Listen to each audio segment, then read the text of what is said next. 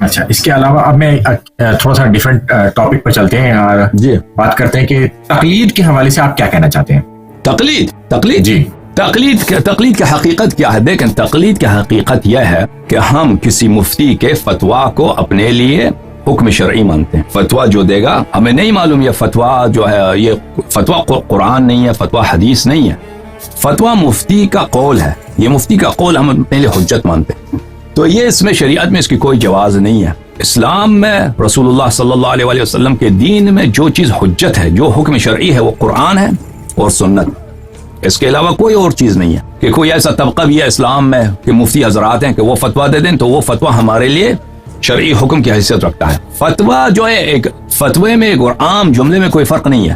مثلا میں آپ سے کچھ بات کہتا ہوں نا، یہ میرا جملہ آپ کے لیے کوئی شرعی حکم نہیں ہے.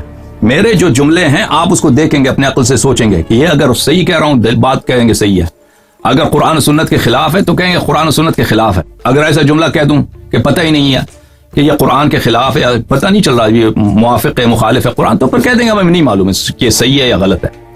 تو فتویٰ کے بھی یہی ہے. رسول اللہ صلی اللہ علیہ وآلہ وسلم نے، اللہ تعالیٰ نے قرآن میں کسی ایسے طبقے کو ہم پہ مسلط نہیں کیا ہے کہ ان کے فتوے ہمارے لیے حکم شرعی ہوں. سب لوگوں کا فریضہ ہے کہ عمل کریں کس پر؟ قرآن پر اور سنت پر عمل کریں. سنت ہمارے نزدیک رسول اللہ صلی اللہ علیہ وآلہ وسلم کے اقوال افعال تقریر اور ان ائمہ طاہرین علیہ السلام کے اقوال افعال تقریر، یہ حجت ہے. اس پہ عمل کرنا واجب ہے ہر مسلمان کو، دین کے تمام امور میں، عقائد میں اور احکام میں اس پہ عمل کرنا. یہ اکثر سوال یہ پوچھا جاتا ہے کہ دیکھیے ضروریات دین میں تو جو ہے کوئی تقلید کی ضرورت نہیں ہے، وہ تو ہر آدمی کو سیکھنا ہی ہے، دین سب پر اتنا سیکھنا فرض ہے، تو ضروریات دین کو سب سیکھیں. مگر جو نا فروعی مسائل ہوتے ہیں اس میں ایک شخص جو ہے کسی کی بات مان لیتا ہے ایک حد تک، ٹھیک ہے کہ یہ فروعی مسائل ہے تو میں نے اس بات مان لی. مگر وہ شخص اگر دیکھ لے کہ صحیح سند کے ساتھ ہمارے پاس یہ چیزیں قرآن کے اندر مل جاتی ہے، ایک عام آدمی، اور وہ اس مسئلے سے ٹکرا رہی ہے جس کی اس نے فروعی مسائل میں تقلید کر رکھی ہے، تو پھر اس حالت میں وہ اسے چھوڑ دے. ادروائز جب تک اس کے پاس صحیح انفارمیشن نہیں آ رہی ہے تب تک وہ اس کی بات مان لے یا نہ مانے. دیکھیں ہمارے مذہب میں اور آپ کے مذہب میں اس مسئلے میں بڑا فرق ہے. پہلی بات تو یہ ہے کہ آپ لوگوں کی مجبوری ہے کہ آپ لوگوں کے احادیث بہت کم ہے. آپ لوگوں کے کتب میں ہم یہ سمجھتے ہیں کہ آپ کیا کام ہے. نہیں بالعکس، آپ کے ہاں بالخصوص حلال و حرام کے مسائل میں احادیث بہت کم ہے، اور اگر صحیح احادیث لے لیں صحیح احادیث تو اس سے بھی بہت کم ہے.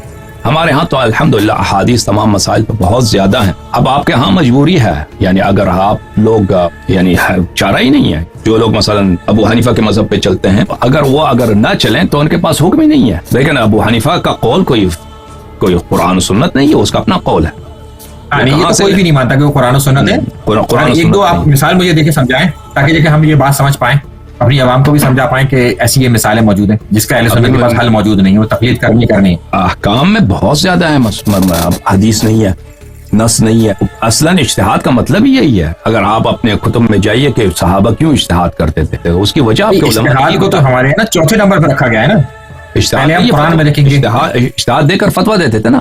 جی میں سمجھ گیا. ہاں اس کا وجہ یہی بتا دیا گیا ہے کہ کیونکہ ان کے پاس نص نہیں تھا کسی مسئلے پہ حدیث نہیں ہے، تو وہ اپنی مصلحت سے اپنی فکر سے کوئی حکم بناتے تھے کہ یہ حلال ہے یا حرام ہے، تو اس کو اللہ تعالیٰ کی دین سے نسبت دیتے تھے. ٹھیک ہے نا، یہ میری ذاتی رائے کس طرح کرنی چاہیے کس طرح نہیں کرنی چاہیے. اب یہ اللہ کا بھی حکم ہے، یہ اگر حدیث ہے تو پتہ چلے گا، اگر حدیث نہیں ہے تو پتہ نہیں چلے گا. ٹھیک ہے. اب اگر آپ مجھ سے مثال تلوار کے زور پر منوا نہیں سکتے کسی سے بھی، نہیں منوا سکتے. اجتہاد کو نا تلوار کے زور پہ تو نہیں منوایا جا سکتا کیونکہ وہ قرآن و سنت تو ہے نہیں. تو ہمارا بھی یہی عقیدہ ہے اس میں، بھائی کسی کی اپنی رائے ہے تو اگر وہ ضروری نہیں ہم مانیں. تو اس لیے آپ کے جو اجتہادات ہیں، اجتہاد آپ کے مذہب میں کہتے ہی اسی بات کو، جب کسی مسئلے پہ نص نہ ہو.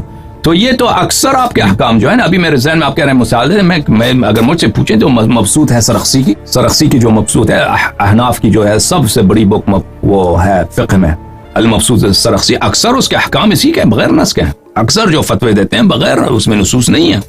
آپ لوگوں کے اکثر احکام بالخصوص ابو حنیفہ کے جو فتاوے ہیں وہ اکثر بغیر نص. امام ابو حنیفہ کو آپ اس حوالے سے ٹارگٹ کر سکتے ہیں، مگر ایسی کوئی چیز بتائیں جو قرآن و سنت میں موجود نہ ہو اور ہم جو ہے اس کو مانتے ہوں. یعنی فروع میں ابو حنیفہ کے مذہب کے اکثر جو فتوے ہیں، جو احکام ہیں، وہ اس کی نص نہیں ہے. امام ابو حنیفہ کو تو ان کے دور کے بعد ہی فوراً رد کر دیا گیا تھا. مصنف ابن ابی شیبہ نے پوری کتاب لکھی، ایک چیپٹر لکھا. امام بخاری نے 300 جگہ ان کو رد کیا، اور امام ابن ابی شیبہ نے 487 جگہ رد کیا. تو وہ تو ان کو تو رد کر چکے ہیں پہلے.